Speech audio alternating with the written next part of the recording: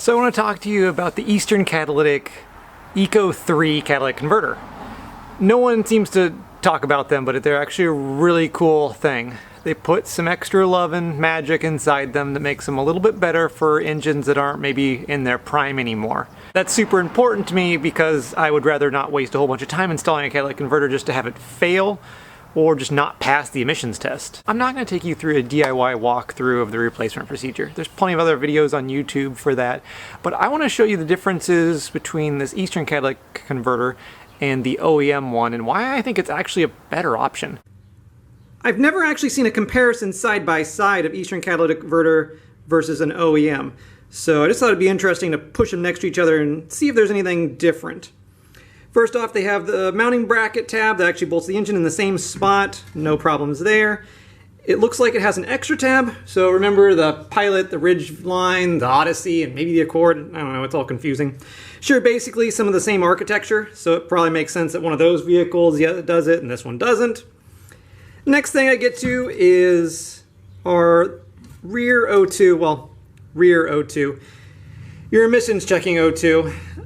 Downstream, whatever you want to call it. I thought it was interesting that the distance here is shorter than on the OEM. We all know that little trick where you can use a spark plug defouler on some vehicles. Maybe you could, I don't know.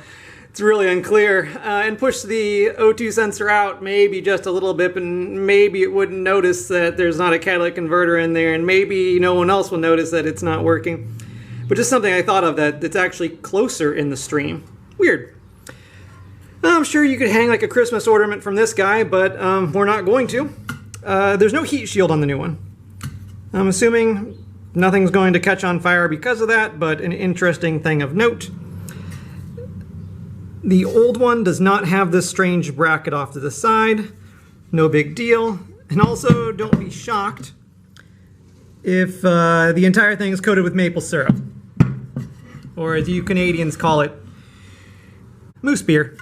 They put this all over these guys so they don't rust. It just shocks me. It's like a sticky goo substance that they all come with that looks like a child threw it on there with like a brush. From the rear view, you've got pretty much nothing changed. They have a slightly larger dent here for clearing something on the car.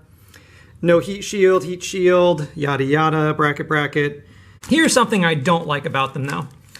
If you've ever gotten like the cheap eBay header kits and they come with like a crappy paper, metal, gooey gasket.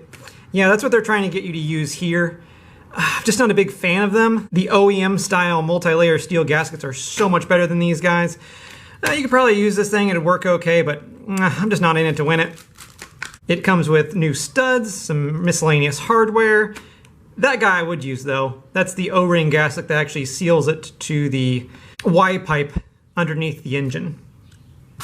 I ended up getting one anyways because I didn't expect it to come with that, but so now I've got an extra.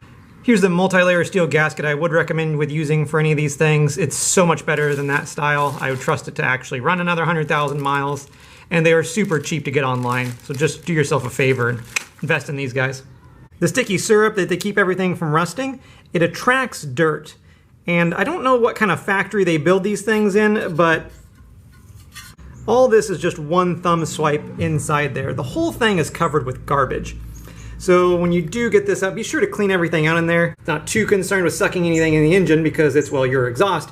But you don't want anything trying to help these things clog up because they already clog up anyways.